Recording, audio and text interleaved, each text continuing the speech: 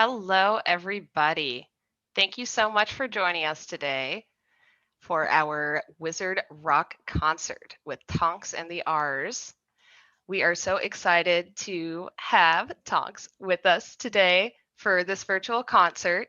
My name is Liz Hartman. I am the Teen and Youth Librarian at Carbondale Public Library.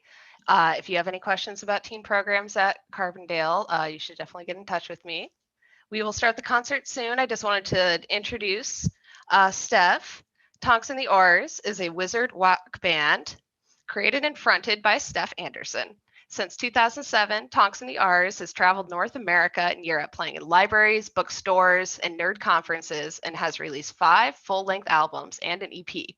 Recently, Steph has expanded her Muggle discography to include an additional album and 3 EPs featuring songs that draw inspiration from some of our favorite books, the Hunger Games series, Rick Riordan's Percy Jackson series, John Green books, and even the West Wing. Also wanted to point out that you should totally stick around after the concert, which will be about 45 minutes, for a Q&A session with Tonks, as well as Dr. Aya Esther Hayashi. Dr. Hayashi is a musicologist, theater artist, fundraiser, and classically trained flutist. She is a development director at the People's Theater Project, a nonprofit organization on Broadway. So both of them will be available to answer any questions you may have about either music or magic. And without further ado, we really hope you enjoy the show. Thank you so much for being with us.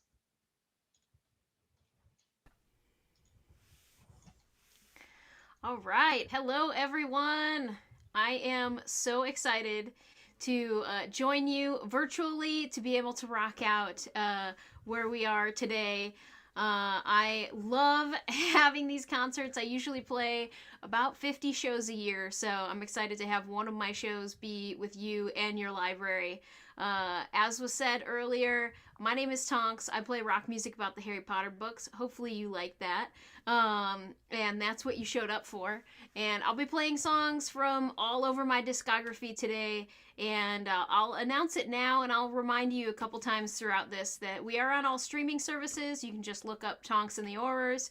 And we have a website too where you can find out more about us, like joining our Patreon and buying some merch. So I'm going to kick it off with one of my favorite songs because after I wrote it, I realized it's kind of an introduction to who I am and all the people that you come in contact with as an Auror. So the good, the bad, and then also the people that are in between, and you have to kind of navigate that.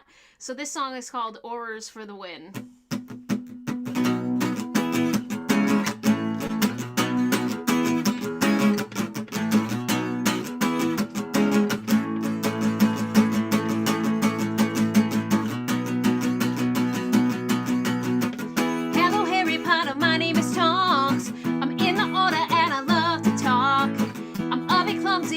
Should know I'll protect you anywhere you go, cause I'm an aura. That means I'm awesome. I'm an aura. That means I'm awesome. But Dungus Fletcher, why are you around? Your mother must have dropped you on the ground. You may not believe me, but I have to let you know. Betray the order or you'll be 6 people know, cause I'm an aura. That means I'm awesome. I'm an aura. That means I'm awesome.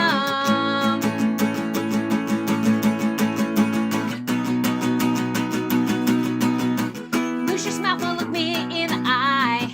I'm not afraid to make your son cry. Your family's worth this and you ain't worth much more. Let your friends know I'm coming for Voldemort, cause I'm an aura. That means I'm awesome. I'm an aura. That means I'm awesome.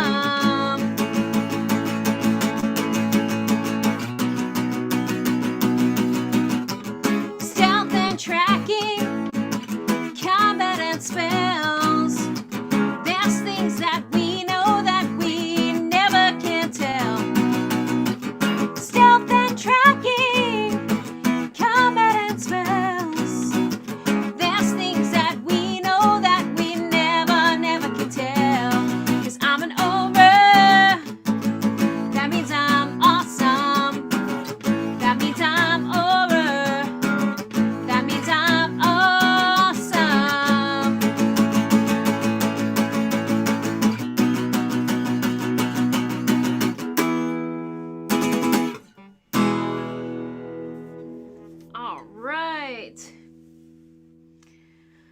hopefully that was a pretty good kickoff to get you in the vibe of what our music is like, etc. I got my little set list here, so I'm trying to get my windows all arranged here, etc.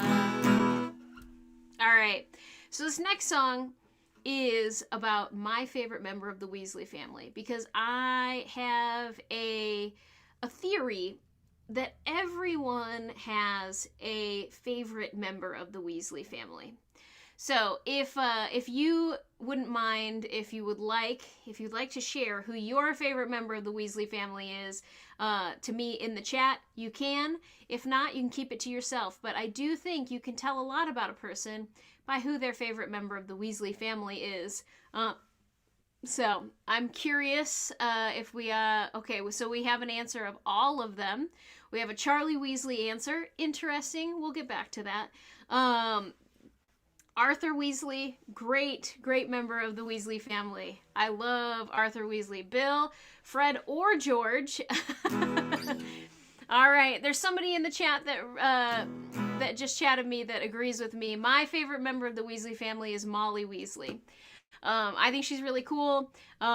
She seems to be like good at everything. Like I think she would have been a pretty awesome Auror, especially with how it went with Bellatrix. But so this song, while I love Molly, and she is one of my favorite people, is specifically about the one thing that Molly Weasley's not great at, and that's matchmaking. Because if I can give you any advice for the future, it's that your friends with big families, they're not going to be great at matchmaking because they're just going to try to match you with their family members until the end of time. So this song is about going through that, especially in the wizarding world. So here we go. Molly Weasley, I need to tell you this. Though I love your family, I don't want to marry into it. Oh, won't you stop trying to match me up with Bill and Charlie? Didn't work out the first time around. Fred and George are a little too young for my taste. Percy is a brat, so don't try to give me any of that. Though I love your family, I don't want to marry into it. Thank you, Molly, for being so nice to me. I've been a little lost the last few months since Remus went away. I've been a little down in the dumps. Oh, won't you stop trying to match me up with Bill and Charlie? Didn't work out the first time around. Fred and George are a little too young for my taste. Percy is a brat, so don't try to give me any of that. Though I love your family, I don't want to marry into it. Oh, I love your family, but I don't want to marry into it. And that includes Ginny. Oh, I love your family, but I don't want to marry into it.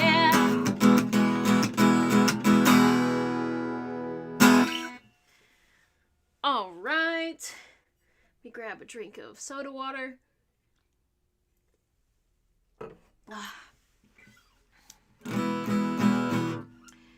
Ooh. All right. Thank you to everybody being interactive in the chat. Makes me feel like I'm almost like I'm playing live in the same room with you, which I miss. I was telling Liz before we started that the last full live show, full band, all of that we played was a year ago last weekend. So it's been a long year for a musician who mainly goes out on the road and travels to libraries. Like I'm bummed because I'm going to be honest, I collect libraries and visiting libraries like Pokemon cards, and I can't necessarily mark off the Carbondale Library as one that I've visited and seen with my own eyes. So I'm gonna have to come back once we're all able to safely hang out so that I can add you to my library I have visited collection. All right. So this next song is about the very first chapter of the first Harry Potter books. And it is then also about like the first few minutes of the Harry Potter movies too, if you're just a movie person. I'm much more of a book person, personally, so I wrote it specifically about the books, but I wanted to write this song because I play so many shows in libraries, and I know that there's people that get dragged along or join their kids or whatever, and they've maybe not experienced Harry Potter at all. But I thought, like, it's probably a pretty good chance that they've seen, like, the first few libraries, the first few books, pages of the book, minutes of the movie, something in there that they know about Harry Potter. So this song is about that first chapter, about how we've just found out that Harry Potter survived the attack from Voldemort. He got his lightning bolt scar, etc. And this is written from my perspective as a kid who was living in the wizarding world at that time. So this song's called Harry Potter's Alive.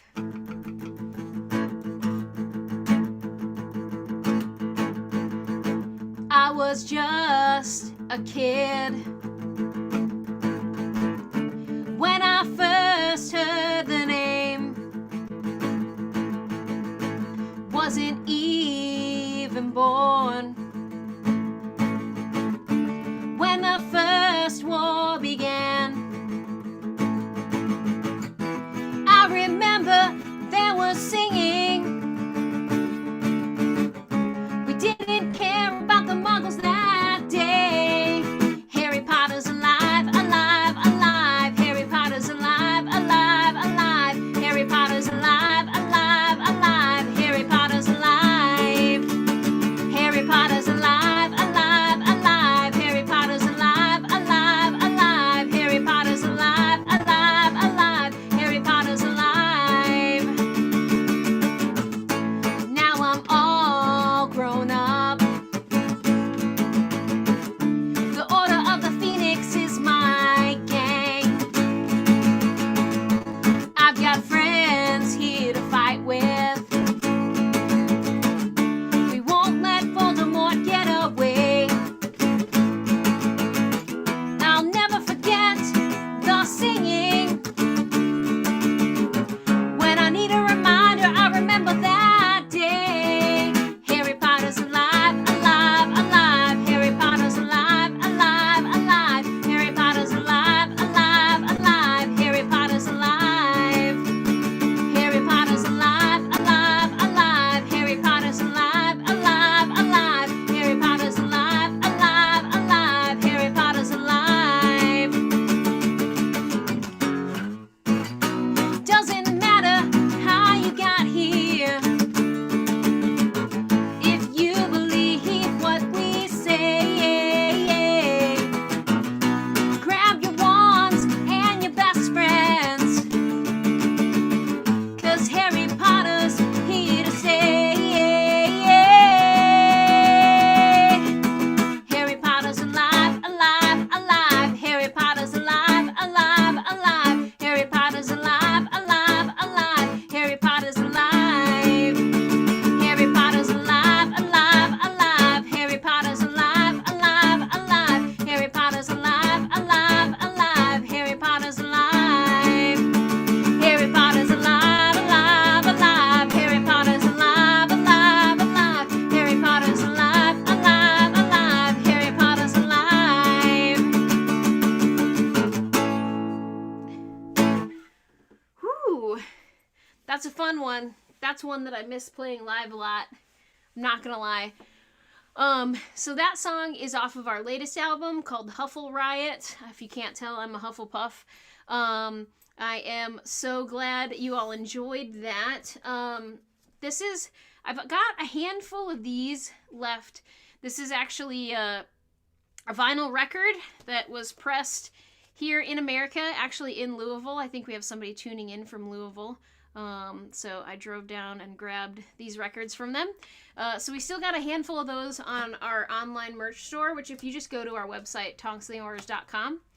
Great rare vinyl record to put into your collection, because it's only 100 were pressed, and it looks really pretty on your turntable. But I like to mention that just because I only have a few left, and don't want them to keep just hanging out in my living room when they could be on your turntable. All right. So that song was off of Huffle Riot. This song is also technically on Huffle Riot, but it's a re-recorded version of this song. This song's called Honorary Marauder. It's off of our first ever album. It's one of the first songs that I wrote for Tonks The Aurors. Back then, I didn't know as much about how to record things and and how to produce things as well. So it's not to say that you shouldn't listen to that first album. It just means that the new one has a version that sounds a little bit more like what you would expect from Tonks The Aurors for me. So this song is about Sirius Black. So if you like Sirius Black, you'll probably like this song. And for me, it's about how, when I was growing up, all I knew about Sirius Black was that he was my cousin, and he was off in an inescapable wizard prison. Until one day, some of my best friends walked into an Order of the Phoenix meeting with my cousin who had escaped that inescapable wizard prison. And you know what? Sometimes you gotta work through some of those emotions because you grew up knowing somebody this way, and now they're, like, cool, and, like, you want to be best friends with them. So this song is about navigating that and finding out that you have a new best friend who's your cousin, Sirius Black.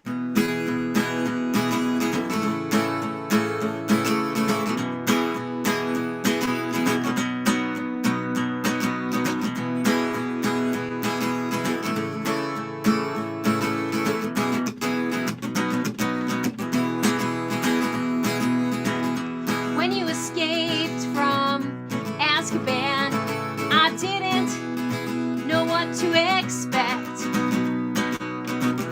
When I first shook your hand, I knew our friendship would be perfect. Oh, Sirius Black, I don't care where you've been. I'm just glad to have you back, 'cause you'll always be my favorite cousin. Even though you spend your days wandering as a dog, I don't mind it anyways, as long as you're not stealing my chocolate frogs. Oh, Sirius Black, I don't care where you've been. I'm just glad to have you back, 'cause you'll always be my favorite cousin. I'm starting to understand why you didn't make prefect either. But I gotta give you a hand, because Marauders are obviously better. Oh, Sirius Black, I don't care where you've been. I'm just glad to have you back, 'cause you'll always be my favorite cousin. I just realized I forgot a verse in that song, so I apologize. This is what happens when I go too many weeks without a show, is I forget entire verses. So if you're curious what verse I forgot, you'll have to go stream or download that song to find out the hidden verse. All right. Oh, let's make sure we take the capo off. All right. All right. Make sure we're still in tune. Unfortunately, there's no magical tuning spell that I can do. I'm sure every musician wishes that there was a magical tuning spell. All right. Okay.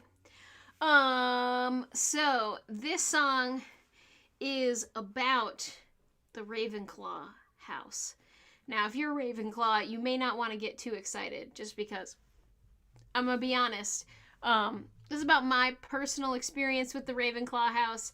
I have evolved a little bit since I wrote this song, but it's a banger, so I have to keep playing it. But yeah, Ravenclaws, I'm gonna warn you, you may not feel great about it, but also there's a lot of Ravenclaws that hear this song and go like, it's kind of true though, so I can't be mad. So you can tell me in the comments whether you think it's true or false, this song, while it's happening or afterwards. So Ravenclaws, this song is for you.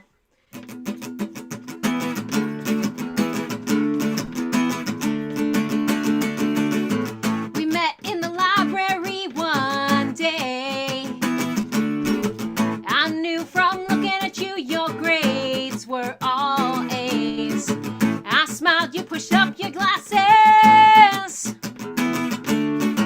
I want you to tutor me in all of my classes. Oh, won't you please tutor me? You're cute and you're smart, but I knew from the start it would be boring. Dating a raven, you're sweet and you're neat, but I know books have me beat, it's boring. Dating a Ravenclaw, dating a Ravenclaw, dating a Ravenclaw, dating a Ravenclaw.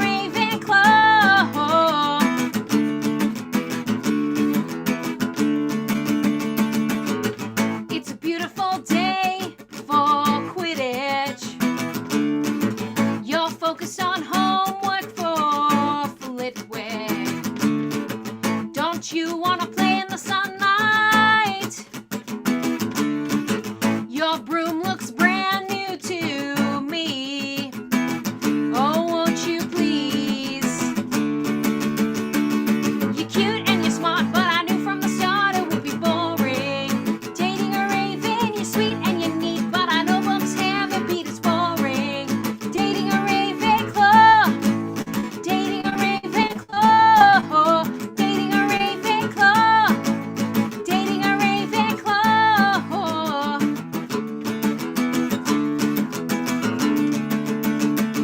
You're cute and you're smart, but I knew from the start it would be boring. Dating a raven, you're sweet and you're neat, but I know books have me beat, it's boring. Dating a Ravenclaw, dating a Ravenclaw, dating a Ravenclaw, dating a Ravenclaw.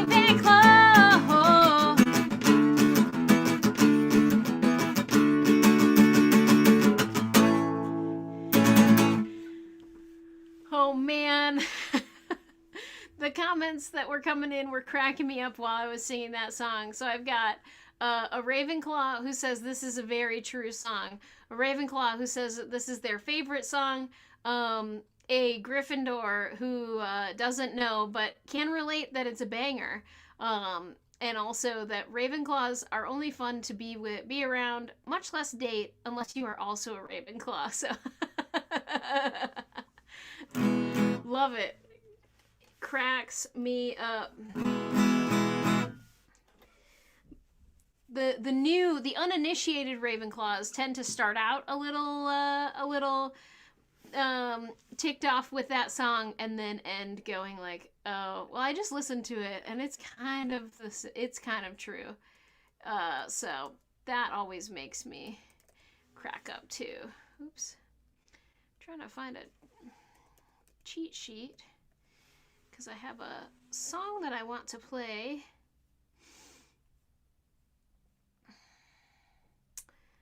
That I haven't played in a little while, and I want to make sure that I get it right.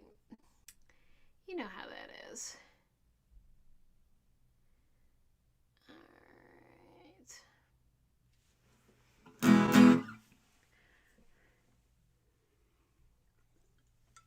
Alright. My friend, who is a Ravenclaw, has a band called Ludo Bagman and the Trash. And Ludo is a Ravenclaw, and he has kind of a response song. So if you want to check out them and hear their Ravenclaw song, there is a family-friendly and a explicit version of the song too, so you Ravenclaws can get riled up. Ludo Bagman and the Trash are the best. I love them. highly recommend it. Glad that we've got a Ludo fan in the chat. Okay, so this song is also off of Huffle Riot, and Huffle Riot is full of what we have been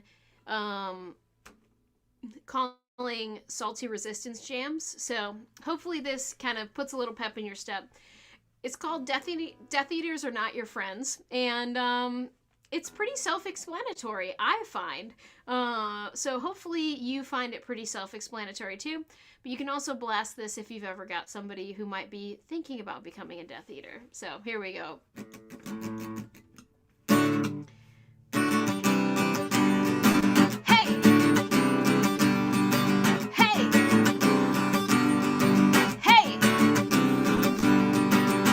Death Eaters are not your friends. Death Eaters are not your friends. Don't listen, don't pretend. Death Eaters are not your friends.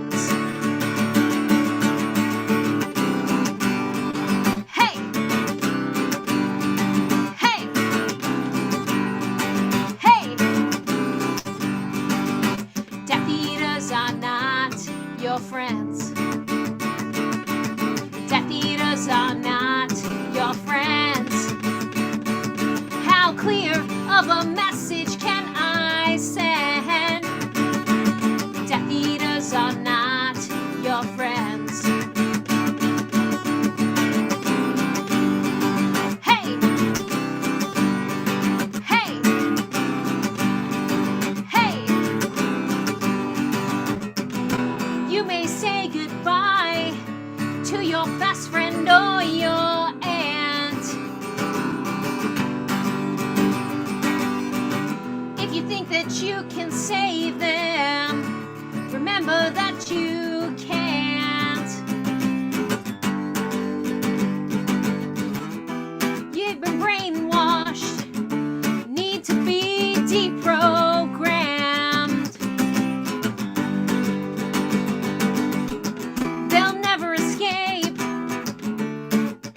Voldemort's hand. Death Eaters are not your friends.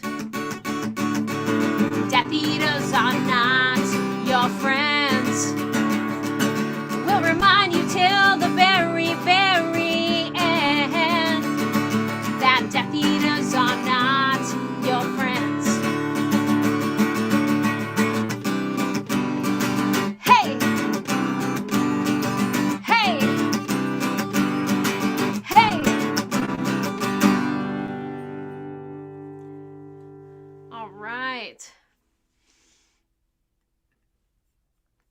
That was a personal song about how one of my aunts became a Death Eater, so hopefully you don't have to deal with as much of that.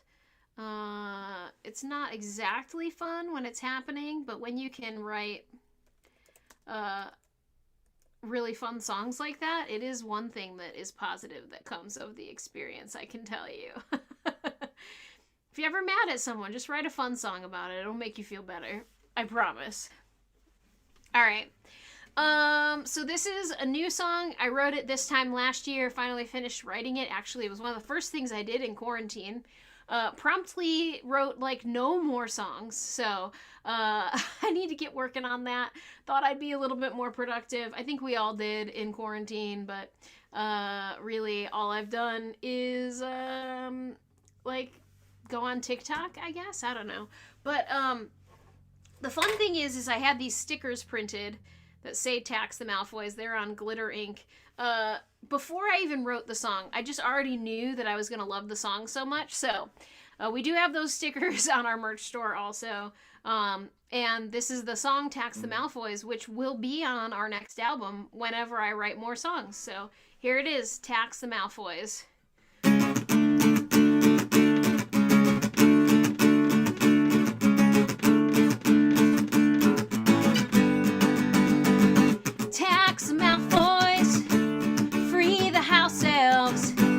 Don't let any of them pure blood with a vault in Gringotts. We're gonna have to make you pay. Tax Malfoys. Tax Malfoys. Old wizard money brings with it power, but that isn't the way it's gotta be. Your family bloodline isn't better than mine. Redistribute this oligarchy. Tax Malfoys. Tax Malfoys. The 1% may think that they're better than all of us. Working together, your money may shield you and make you feel safer. One way or another will make you pay later. Tax Malfoys. Tax Malfoys.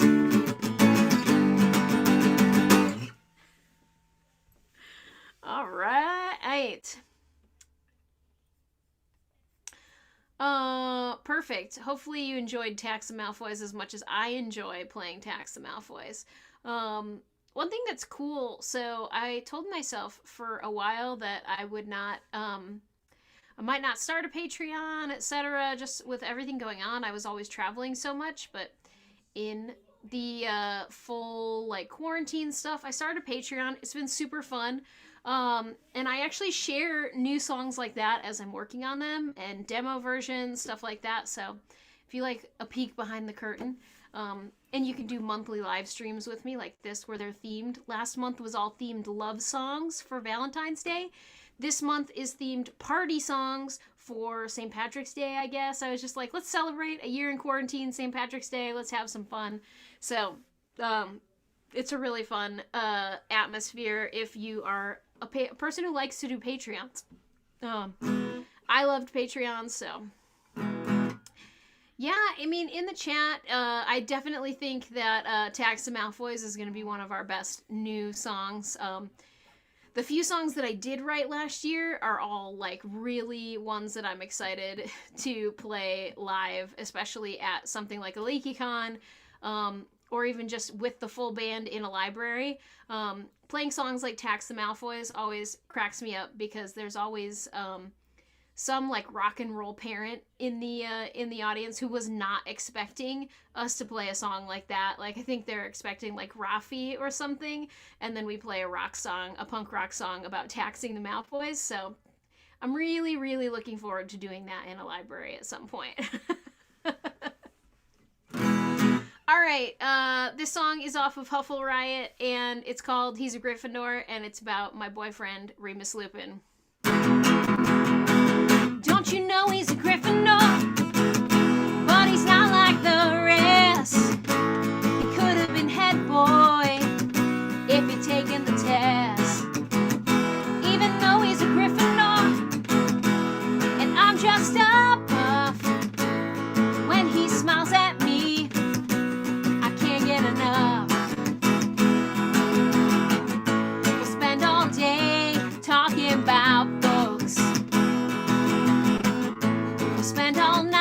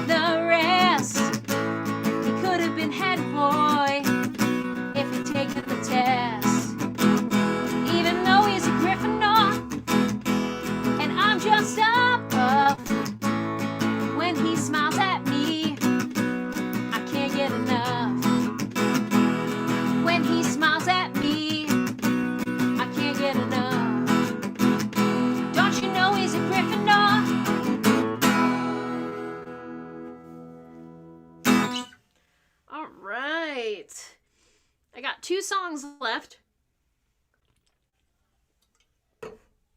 But don't go away, because we've got the Q&A afterwards. So also, if you've got questions, you can load them into the Q&A section, I think, on Zoom. And we'd be happy to answer your questions, etc. But if all else fails, we're prepared, and we'll have an awesome conversation regardless, so you can just tune into that. But this song is about when you're going out with someone and you feel like it's going really well and you're really excited and you're starting to plan a future and you can only imagine what's going to come from that, and then dragons come and destroy the whole thing. So I find that this should be a pretty relatable song to people out there in the world who've had their relationship destroyed by dragons. Every 4 minutes in the wizarding world, a relationship is destroyed by dragons. So it's important to know that this exists and is out there. So this song is to raise awareness, and I hope you enjoy it.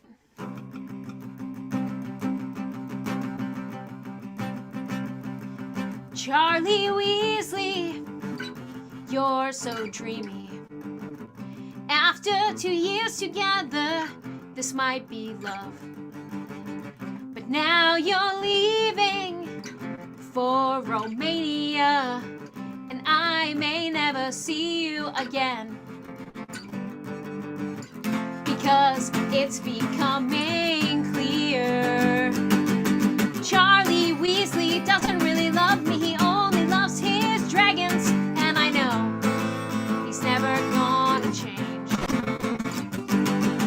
Charlie Weasley, you said you'd always love me, but you're in love with dragons, and I know you'll always be the same. Weekends at the Burrow have been pretty fun, and I like your family quite a lot. For my birthday, you got me a dragon skull, and for our anniversary, you just forgot. So I think it's time we talk this out. Charlie Weasley doesn't really love me, he only loves his dragons, and I know he's never gonna change. Charlie Weasley, you said you'd always love me, but you're in love with dragons, and I know you'll always be the same. So Charlie, baby, don't you cry. 3rd-degree burns don't hurt after a while. Charlie, sweetheart, give us a try. 'Cause if you can't commit, I'll have to say goodbye.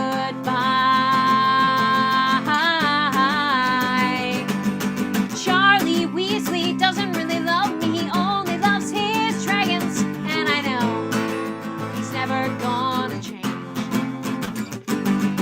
Charlie Weasley, you said you'd always love me, but you're in love with dragons, and I know you'll always be the same.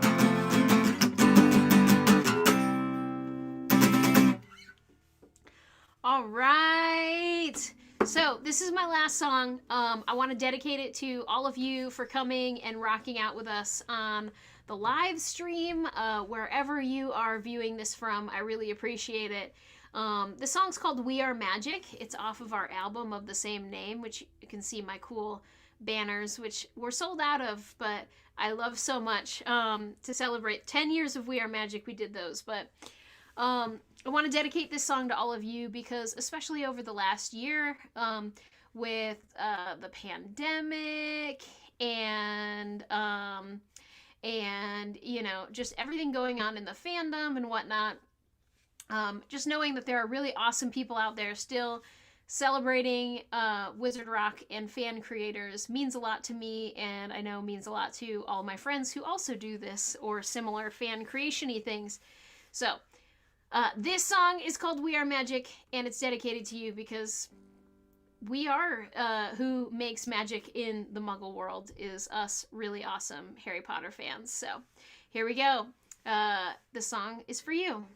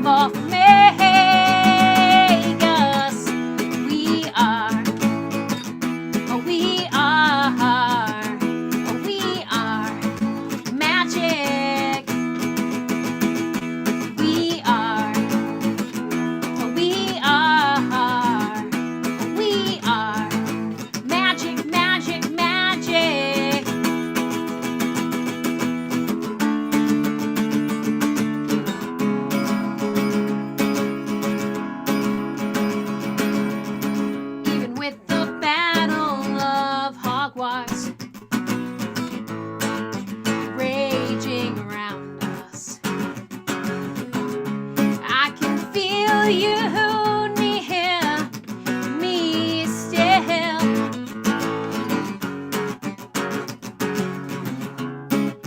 You protect me as I protect you. We are united in death and return to where we came from. Maybe it's the curse within your veins, or the fact that I'm a metamorph make us. We are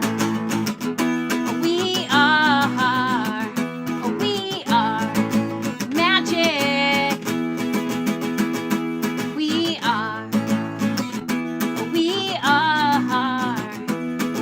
are magic, magic, magic. We are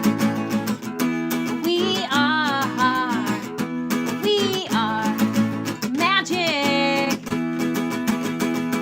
We forever are. We are magic, magic, magic, magic, magic, magic.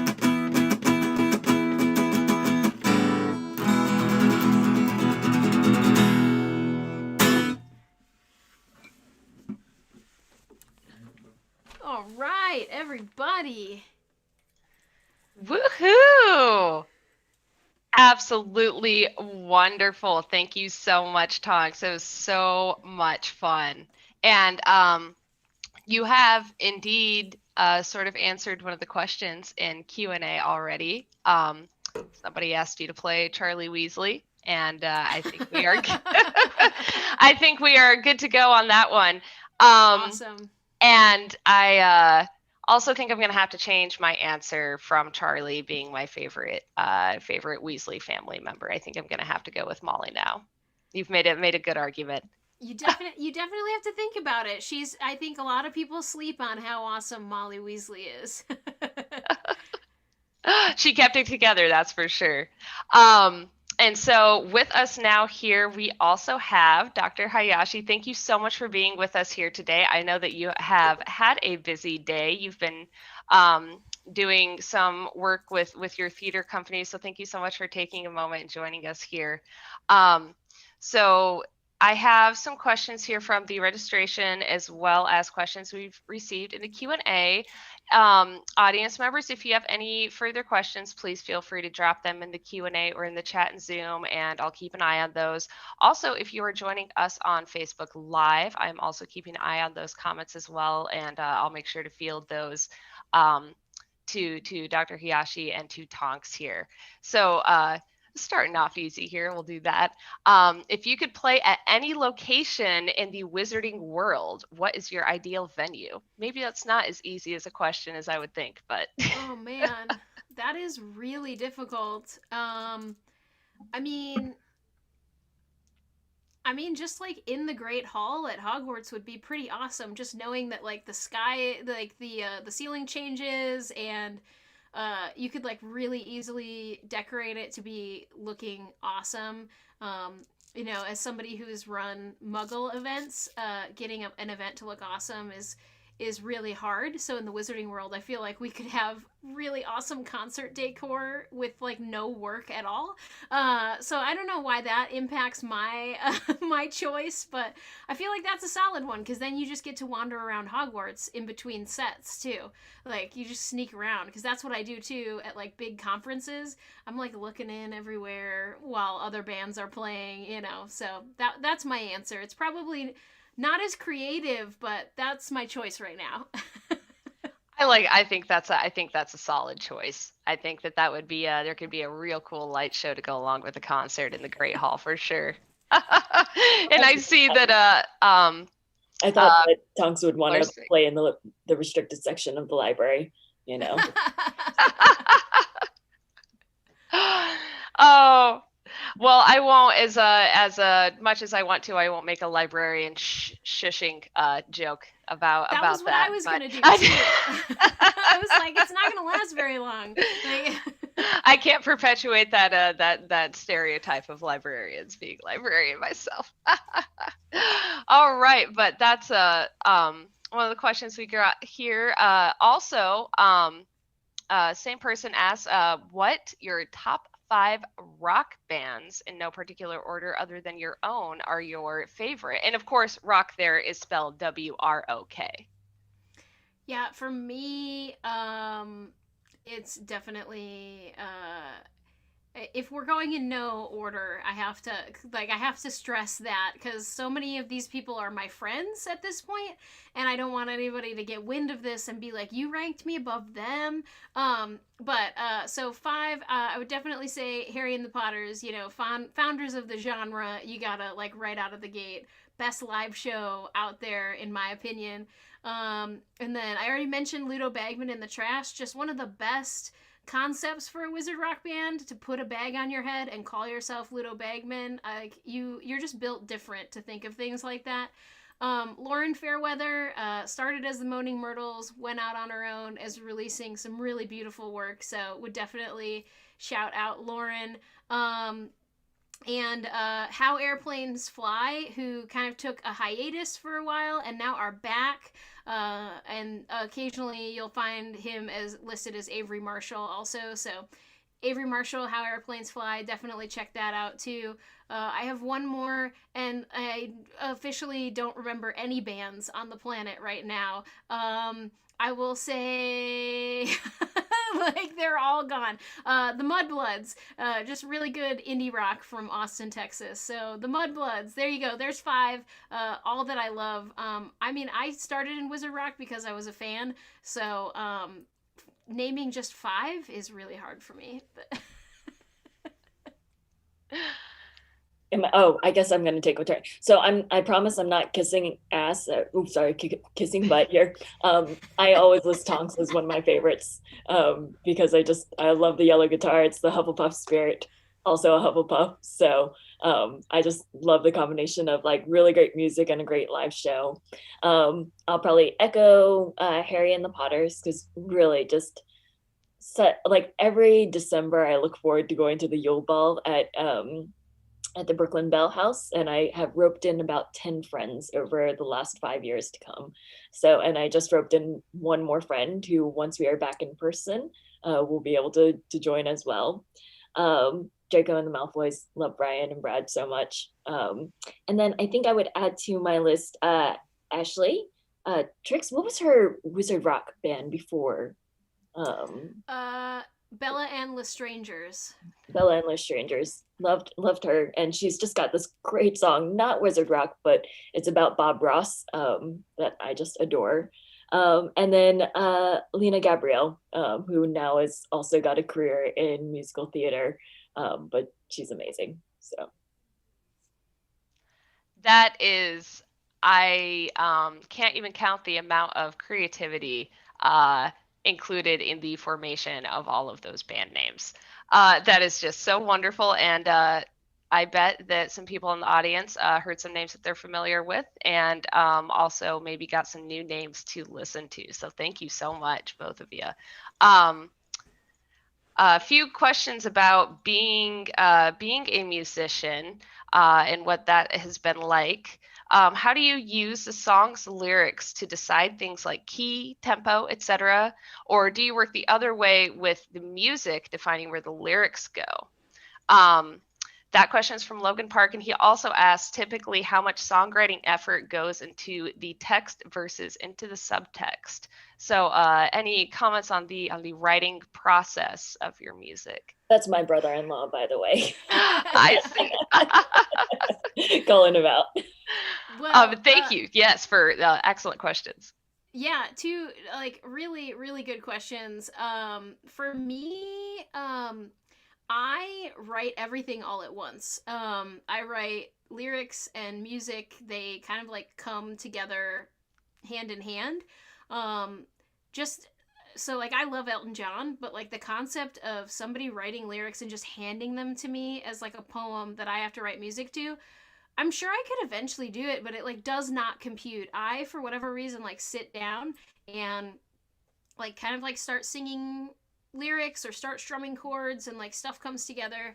The only there is the occasional time where I'm like driving and I think of a chorus, and then thank goodness for iPhone voice memos. I will just sing the chorus into the voice memos and then come back to it after work or where coming back from the store or whatnot. But truly, like, it is it all comes together at once for me. Occasionally I'll like start it in a certain key and go, oh, I can't sing that, and that's where like things like musical technology that only guitar players take advantage of, which are capos, which makes piano players really mad. They're like, I wish I could change a key that easy. So I'll just like bass players too, by the way. I'm an upright bass player. That's it. Yeah, when I tell a bass player, oh, I think this song is in like E flat or something, they're like, why? And I'm like, oh, it's because I'm capoed, but I'm playing G chords. So like, yeah, being a guitar player has its benefits. So that is, that's really, for me, it's all coming together at once. Like, I'm workshopping a song. Also, I will occasionally come up with a concept for a song, as I did with Tax the Malfoys, because I just wanted a sticker that said Tax the Malfoys. And then I was like, wow, that'd be a really good song, and then wrote the song to go along with it. So I will have concepts for songs that marinate for weeks and months sometimes before they fully come together. And text versus subtext, I think personally probably comes from either how you choose to do the point of view of your Wizard Rock band, and also how long you end up doing Wizard Rock. So, I picked a very peripheral character who is only in 3 books for a very little amount of time. So I have to, I can pull from the text for a little bit, but after a while, you have to really start hitting subtext and research and doing like timelines. At least that's the way I did it. So, I think it came up in the comments of like, since when did Charlie date Tonks? That was never said anywhere. That is a canon or a fan canon that I'm pretty sure I may have had a hand in inventing, but it's because I created a timeline early on of everything that happened and where Tonks was and like things that hooked up to it. And Tonks and Charlie were at Hogwarts at the same time. And yes, Tonks ends up with Remus when she's like in her 20s, but that's still a good decade to date people, hang out, have fun. So I was just like, Molly's too close with Tonks to have just met her. So I just decided, like, yeah, she dated Charlie and they hung out at the Burrow all the time, and of course Charlie broke up with her to move to Romania. So that's from me. That's all Tonks. I subscribe to that headcanon already, and I just heard you describe that for the first time. I can't say that I disagree. Yep. Also had some questions kind of about the more industry aspects of music. What supports you as artists best? Streaming service plays, direct merch, live concert tickets, something else? And also people would like to know how long you've been playing, and I think you've already answered if you only play virtual shows, but also just kind of like what the virtual scene has been like for you since everything kind of started a year ago. So yeah, so I've been doing Wizard Rock for 13 years, and I've been playing music since I was 10 years old. So so music has had a huge impact on my life long term. But Wizard Rock specifically, you know, being a fan in like 2004 to 2007 before creating my band, is pretty fun to think about, like those early days of Wizard Rock. As for like the best way to support a musician, whether that's me or another independent musician, I always love when people ask this, because I think it's really important in this day and age where technology companies are impacting the musical like ability for musicians to make a living. And I would say that anything is better than nothing. But if you are a like hardcore streaming service user, doing anything additionally to that where you can buy merch or buy a hard copy of the album, or even supporting an artist during Bandcamp Fridays, because Bandcamp's been waiving their fees on like the first Friday of most months since the pandemic. So highly recommend that. And like for myself and any other musician, if they have a Patreon, like that is literally um the direct way to give like the cost of a cup of coffee to your favorite artists, whether they're musicians or not. um and I love that. Like the exclusive, I was a huge Patreon user because the concept of being a patron of the arts at a level that is, like I said, like I think my total Patreon donations come to like $40 a month.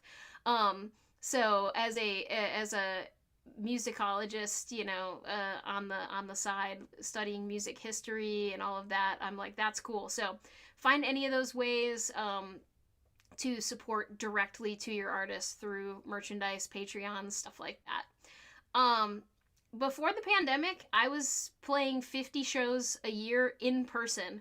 I would play like a handful of live streams here and there just for like charity events and stuff like that. So pivoting fully to live streams has definitely been interesting. I love it because it still keeps me active and practicing, because I'm one of those practicers who doesn't practice unless I have something to practice for.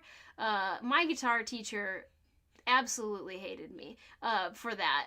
He loved me, but he hated that part of my personality. So yeah. So whenever you book me for a live stream, or whenever I have a Patreon live stream, it's good because you're making me practice. But yeah, we were a mostly live band playing 50 shows at libraries and bookstores predominantly across the country, but occasionally things like conferences, etc. So it's very, very cool to know that you can make Wizard Rock and take it on the road. And I've been everywhere, it feels like.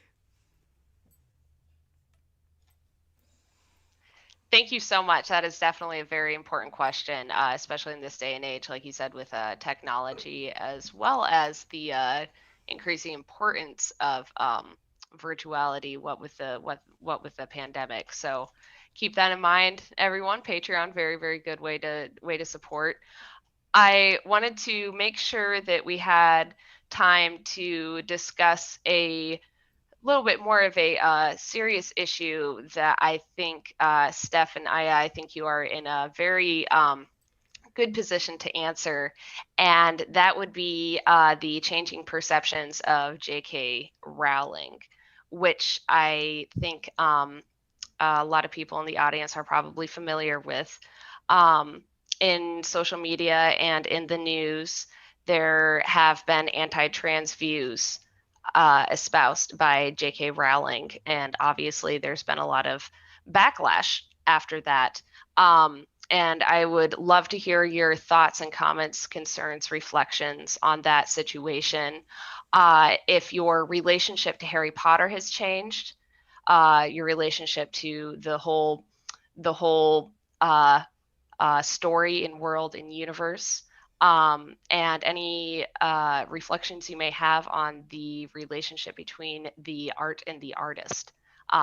Obviously, those are some big questions there, but I would really love to hear what you think of that, and I'm sure that the audience would as well.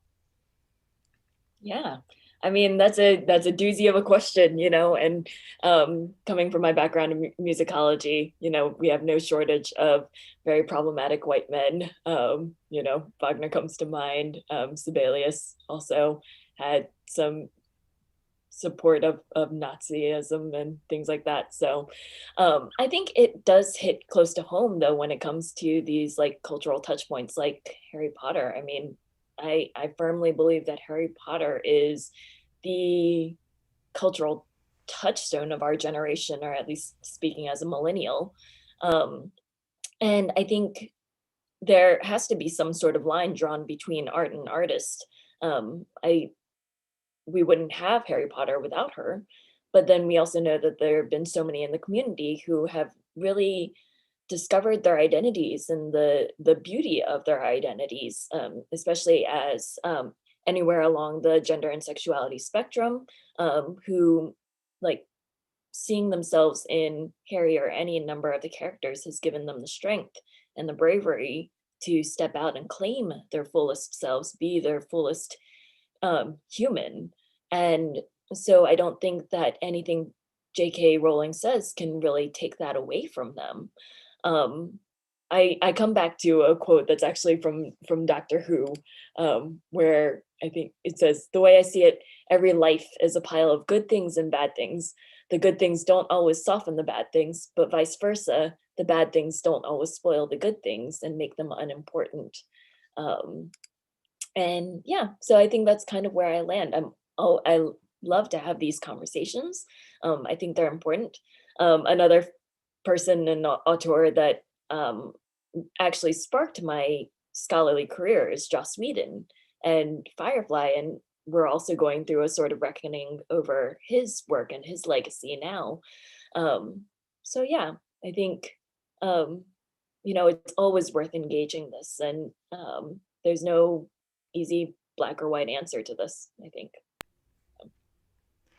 Yeah, I think I've written down like 4 of the quotes that you just said to keep close. But yeah, it's been a hard year. It's been a hard year to be in the middle of a pandemic and be absolutely kind of let down by someone who kind of wrote the book on how to step up and push back, the whole like it's even harder to step up to your friends than to your enemies. And I'm just like, this is what you're experiencing right now, Joe. Like, is us going, like, this isn't cool. And it's absolutely not. And I think it is a very personal choice of how you want to interact with fandom. I have friends, I have fellow musicians, I have fans of my music that have just told me that they have to step away, and I'm like, I get it. Like, I get it. I also personally believe like once you've published something, it's out there. It's in the possession of the fandom that you've created. So for me, it's like it's now up to us to just take it over. Like I'm not like a person who's just like the books have no author. They have an author, and she's exceedingly flawed. But also at this point, there's so many fan works. Like I tell people all the time, if you haven't watched Hermione Granger and the Quarter Life Crisis on YouTube, I don't know what you're doing with your time, but like that's better than like half of the stuff that's come out on Netflix last year. Or supporting Black Girls Create and things like that, and listening to people who grew up in the Harry Potter fandom, like Jackson Bird, and even How Airplanes Fly, Avery as a trans man operating in the world. Like these are all people who are going to be creating very interesting fan works from here on out. Like if they are going to keep creating fan works, I guarantee you they're going to be interesting. And even me, the Huffle Riot album was written in 2016 and 2017, and it's got a lot of very specific messages that I never expected to have to be directed at the author herself, at J.K. Rowling, but they are, and I have zero regrets for writing that album now, standing here in 2021. So yeah, it's a complex thing, and I think too, like for me, it's just like giving your friends and other people who've participated in the fandom just that opening and ask them like, how do you feel about this? If you don't want to chat about it, if you don't want to talk about fan theories, if you don't want me to play Wizard Rock in your like, just give people the opening, because they're going through a lot and everybody's gonna have to process this on their own time too. Thank you so much to both of you for being willing to share your thoughts on that. I think that you also bring up a good point that these are questions that deal not only with the relation between the art and the artist, but also the art and the viewer, the art and the audience. And Dr. Hayashi, I think, like you said, you're absolutely right. No one can take that away from you. No one can take away your connection with the work and what it means to you. And that I must say that I agree that can be separate from the author or the artist themselves, even though, of course, there is never an art without the artist.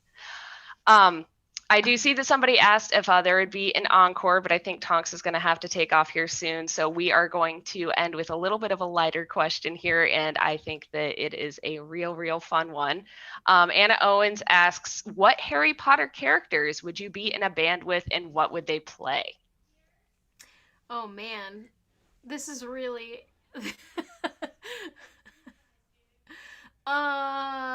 Maybe we can keep it to a 4-piece, and then you'll have less decisions to make. Yeah.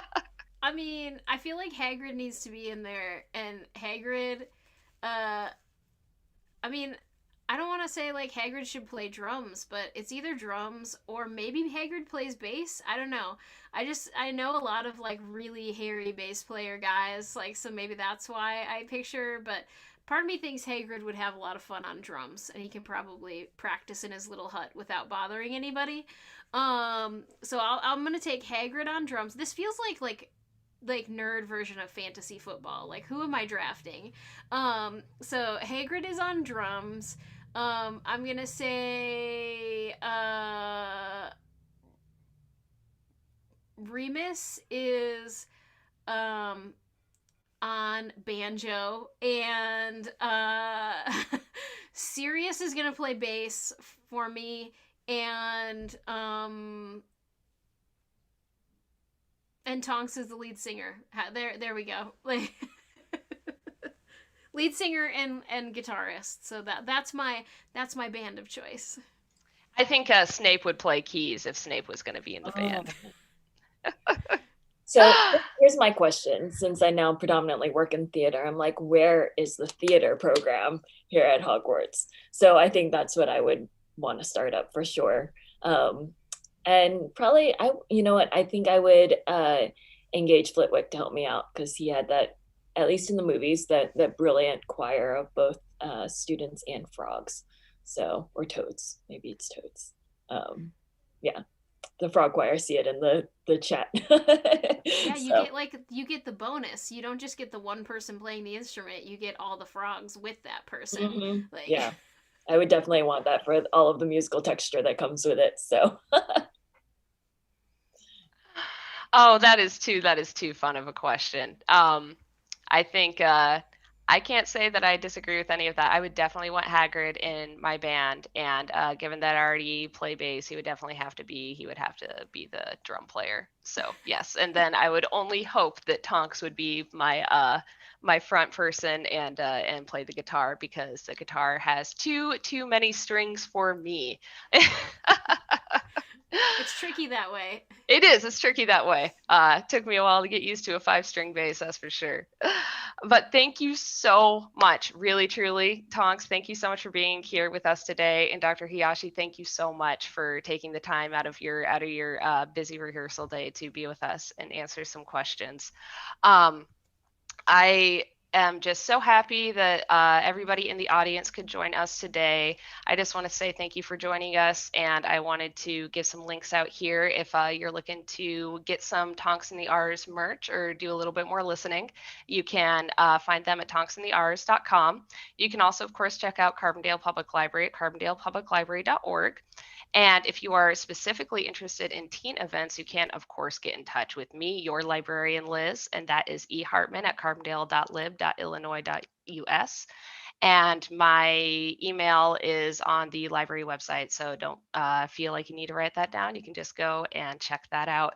And like I said, if you are viewing today and you would like to be part of the CPL Teen Scene Discord server, join the Carbondale teen community, send me an email, and when you join the Discord server, you will get a free piece of Tonks and the Aurors merchandise of your choice. I see we've also still got some comments going on here about what instrument Remus would play. So, hey, if you are a teen, you can continue that conversation in the CPL Teen Scene Discord channel. Thank you so much, Tonks. Thank you so much, Dr. Hayashi. Thank you so much to everybody in the audience for joining us today, and I hope you have a lovely, lovely evening. Thanks good so to see much. you.